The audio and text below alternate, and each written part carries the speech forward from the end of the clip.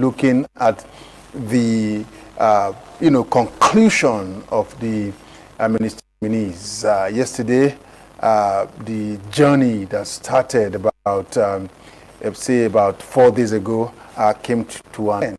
Yet, we have about 3 yet to be confirmed. 45 have scaled through, and we have 3 more to go. And if you look at that particular list, 48 out of that, only 9 of them are female, and 1 is still yet to be confirmed. And to do this, I have a gender activist in the studio, Comrade Lami Ogundoro, to her opinion concerning what has been done in the last 4 to 5 days. Very good morning to you. You're welcome. Good morning. So let me start by asking how you feel about what has happened in terms of the names, the screening, the confirmation, and of course we have only 9 female. Good morning and good morning, Nigerians. I will say, first of all, when you look at the from His Excellency President Bola, he said that women will be more represented in his government.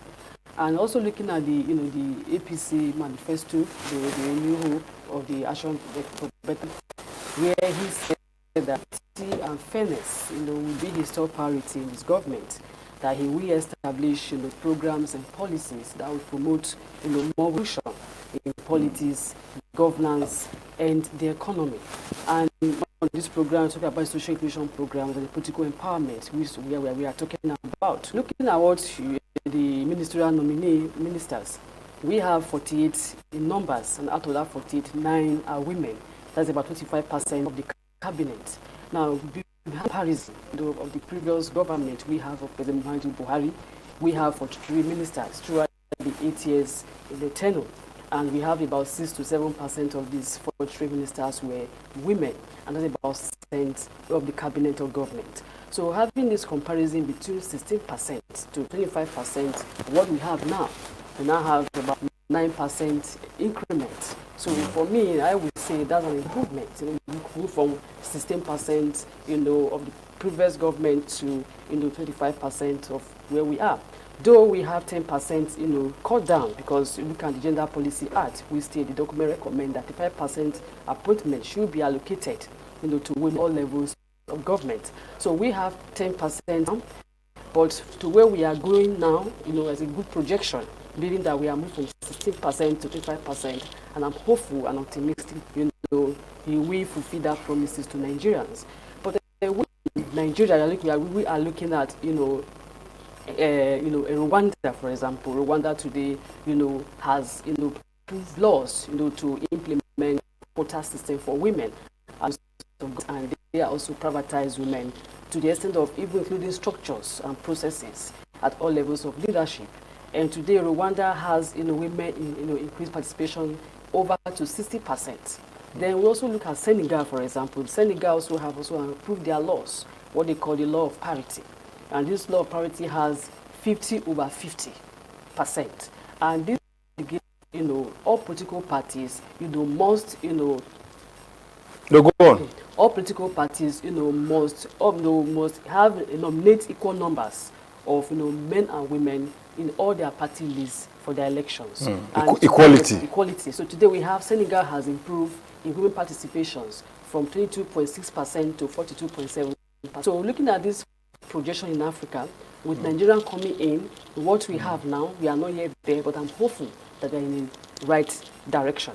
And you also see today we have agitations and movement towards gender relevancy and equity in governance of nations has improved in the world. And you now see scholars, practitioners, governments, NGOs, and women organizations are now publicly committing themselves towards promoting gender relevancy and equity of men and women as a strategy to democracy, nation building, and development. And we also see global conventions such as the UN General Assembly, adopt a convention to eliminate all forms of discriminations, against women. And today, in that convention, about 179 out of 191 member nations were part to that agreement. And again, we also have the Beijing, conference, and we have, the World Conference on UN Women, where we have, again, 179 UN member states.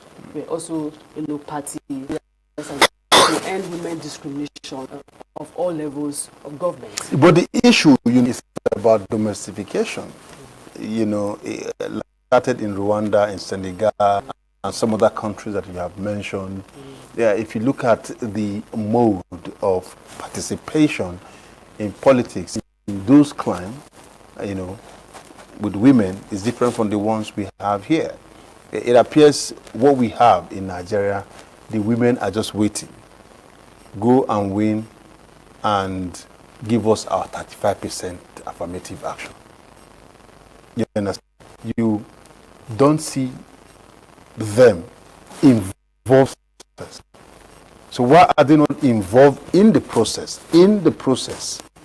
You understand? Why wait, to request for a part after the process? So, for me, like I said, we as women need to adopt a principle called no retreat, no surrender. We need to press hard on government in our own side. And for us to press hard on the government, women need education and economic empowerment, because women we need to encourage women to boost their own businesses through laws and schemes, incentives to boost their productivity, to be able to participate in government. And again, education is very important, is the key to development. Looking at the various social, economic, and political factors and the identified as major determinant, human capital development is identified as a fundamental because it fosters innovations through cognitive skills, enhance labor earnings and productivity, stimulate economic expansion and development. And today we also seen that, based on research that the African Women Decade by the UN also revealed that gender balancing, women empowerment, educating women in the continent, is too low in the region as when compared, to Western economies. That is why currently you see global organizations like the UN Women in Geneva, Women's Rights in Development, women wide are putting more pressure on government to incorporate education policies to enhance, gender balancing. And again, you see, Sahara Africa, women are less exposed to economic, health, and educational opportunities as compared to their male counterparts. And this was reported according to the African Development World Bank Group in 2020. And that is why you see that the limited human capital development available to women, has limited their ability to high-paying jobs, start-up businesses, and sustain lucrative businesses and attain political role. And these have, also lost the region about $95 billion every year, according to UNDP. So though, so when we have all these factors in place, women being educated, women being empowered, then that will build women's confidence and more faith to be able to compete in the political landscape of Nigeria. Yes, government have made several efforts also over the years to ensure that empowered, but it has been on the empowerment. We also have that there will be formal policies and implementations that has made to be set back. And again, in Nigeria, we also have factors that have hindrance, or barriers to women emancipations in politics, women's of culture, traditions and religions, inheritances, widowhood. And you see, until 1976, that non-Nigerian women were allowed, to vote, for elections of their choices. So, and not even allowed to stand for.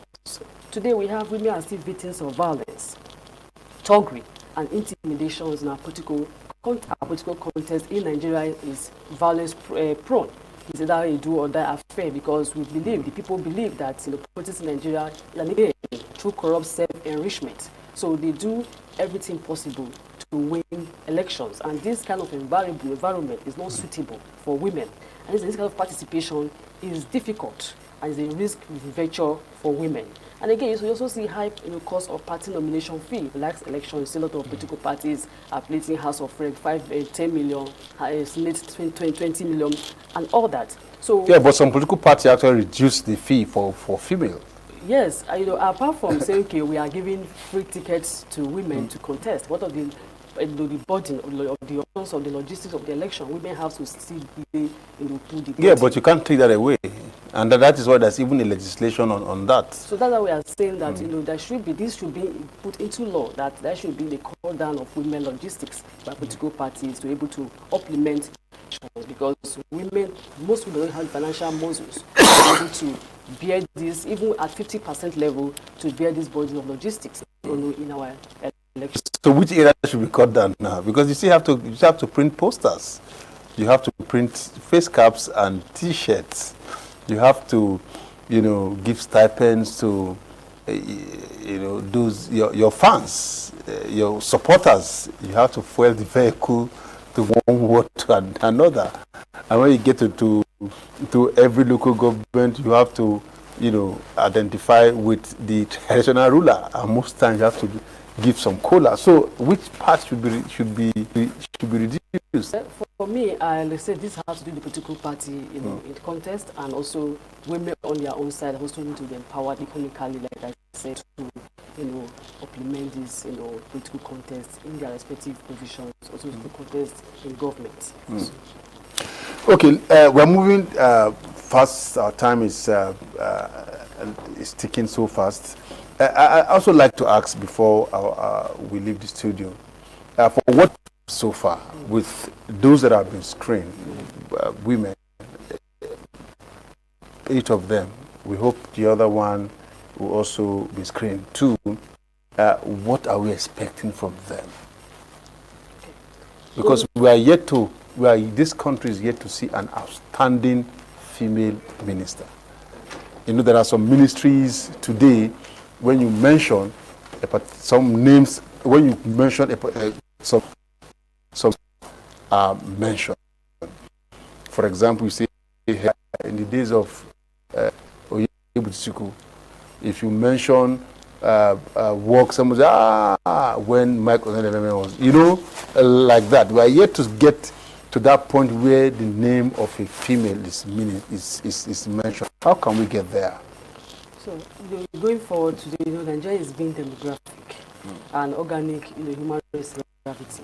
So we have been giving new opportunities for nation and to dramatic changes to our country.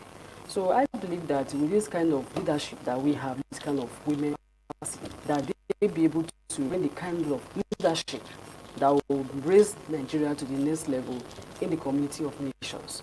And again, also see that these are qualified, competent Nigerians who have been selected by the government, and I also feel that they have served in their various capacities.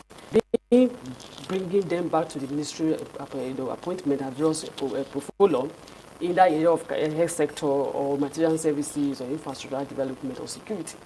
I am almost optimistic that they are going to bring in their competence to achievement to be able to line with the government for a progressive Nigeria.